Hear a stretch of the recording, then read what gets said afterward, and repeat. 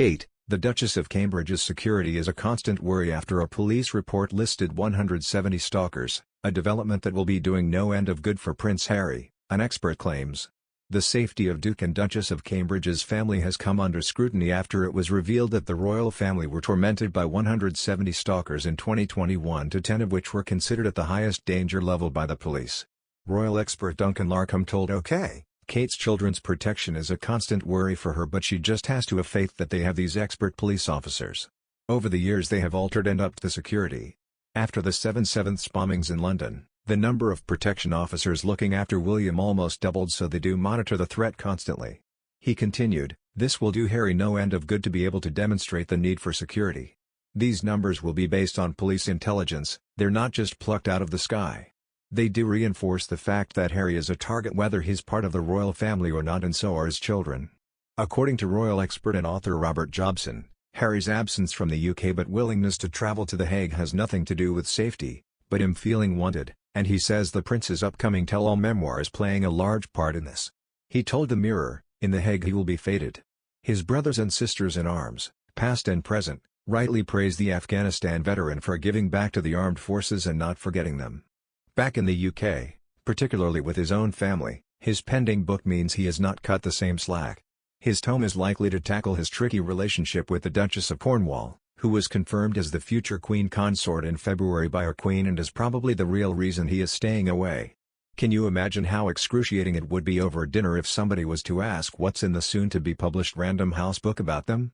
With Harry and Meghan being so close to the royals when they make the trip to the Netherlands, could the couple make the trip to at least see the Queen, who will celebrate her 96th birthday in the same week as the Games?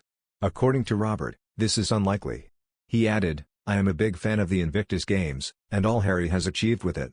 I reported on it in London and Australia where it went down a storm." The international competition, taking place from April 16 to 22, inspires the rehabilitation of injured or sick military personnel and veterans from across the globe, by giving them the challenge of competing in sporting events like the Paralympics. His determination to keep it going is commendable. Now, the question is, will he pop over to Britain to wish his grandmother, the Queen, a happy 96th birthday on April 21? The reality is it is highly unlikely, given the schism he has caused in the family. Harry also brought a legal challenge against the UK Home Office after being told he would no longer be given the same degree of personal protective security when visiting from the US, despite offering to pay for it himself.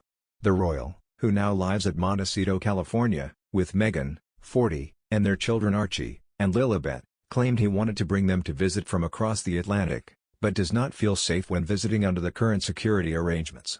Surely, this is just another excuse? Is The Hague any less safer than Westminster Abbey for his grandfather Philip's service of Thanksgiving, where the Queen led her family and the crowned heads of Europe in tribute to her late husband?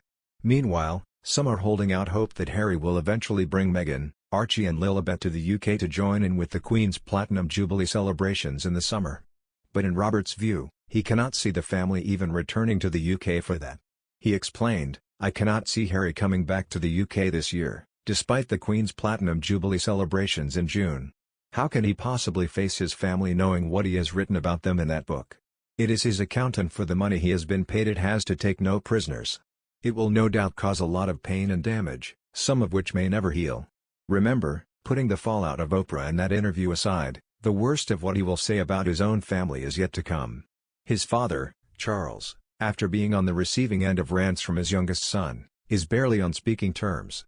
William, too, has little to say to his brother these days, either. Who can blame them?